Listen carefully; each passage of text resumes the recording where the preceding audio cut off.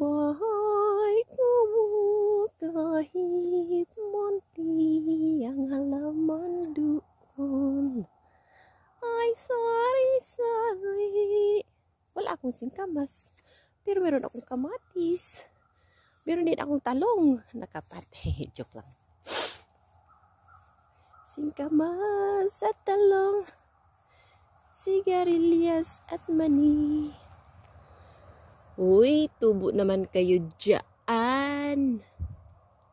Bell pepper. Sitaw, bataw, patani, gundo, patula. Dumami na naman ang aming kulitis. O, yan. Mga kulitis yan, guys. Mga wild spinach. Pwede na kitang i-harvest garlic. Japanese beetle. Guys, pwede na ako mag-harvest sa aming... And guys, pwede na ako mag-harvest niyan later. Mayamog pa early morning. Ang aga pa kasi. Makapag-harvest na ako, guys. Ang sarap niyan. Masarap niyan kasi fresh na fresh. Malutong na malutong. Marami na pala akong pwede harvest. Ayan, guys. Paggising sa umaga, diretso din ko sa garden. Yan ang gawain ko everyday.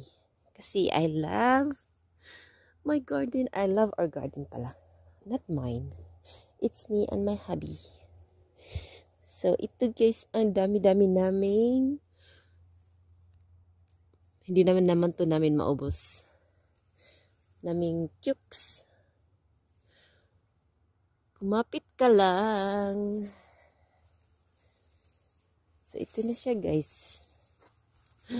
Yan ang aking munting garden na everyday ko siya dinadalaw. Morning and evening madalas kasi napaka-refreshing.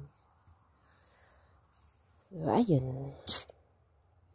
This is the progress of our... Alam niyo ba guys that this is perennial? Oo. Green scallions. Ang lamig. Malamig sa umaga, mainit sa gabi.